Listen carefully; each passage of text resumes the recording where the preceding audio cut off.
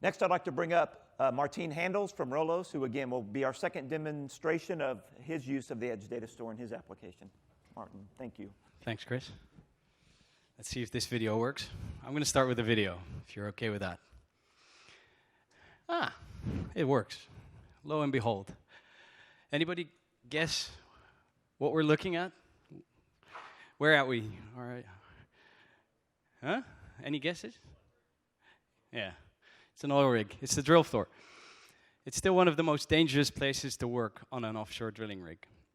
And what you're looking at here is, this is true artificial intelligence. This is one of the systems we built for our clients. It has 16 or 17 cameras on top of the drill floor. And the cameras have been fed into a deep learning algorithm. And we are now able to detect the location of people. So we can create an automated red zone management system. That means we have a driller, he has a user interface, he can go into a certain operation, he can press a button, and that zone is then a no-go area. It's really hard to get that going with barriers because it's a dynamic workplace. People need to be in certain situations during certain operations. It's really hard to keep track where everybody is. So this system does that. One thing we do is we track people. So the video on the left for you guys, you just see the algorithm picking up the people, and we know where their location is. On the right-hand side, you also see us detect the equipment. We can detect which type of equipment it is and where the location of that equipment is based on video images. Now, video images actually brings you so far. So the best way is to combine video with the time series data that's behind the equipment that's being operated by the OPC or SCADA data.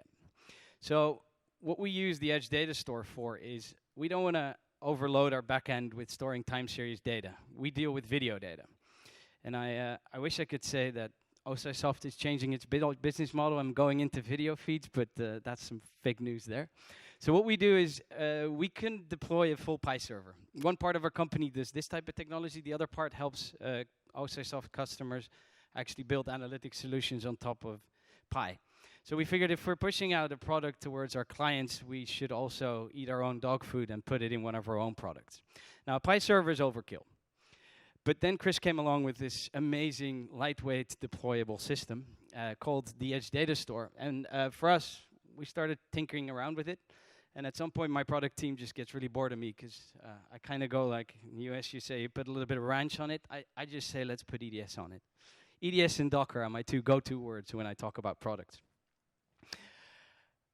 So that's an architecture picture. So what we do is we take the equipment data. We're also testing one of the beta connectors that actually fully Docker deployable as well for the Modbus. We get the data out from the equipment manufacturer on Modbus. We ourselves feed our backend data, so position of people and where they've been and which areas they've been most. We feed that in through OMF. We have a backend that speaks MQTT, but we get it into EDS by converting that into OMF. Then we feed it out to a Pi server in cloud, and then we have the option to stream it out to one of our visualizations or feed it further into our data science platform. So that gives us a UI that can be run against EDS, we can run it against Pi, and we can run it against OCS. And for me, that makes it a lot easier in deployment and keeping up code bases. For me, the main thing with EDS is just it's lightning fast. You have it up in 5 minutes, and if you configure the data going in, it's up there. So for me, I love it, and I really think for Edge, it's the way to go and work with it. So that's me. Thank you for your attention.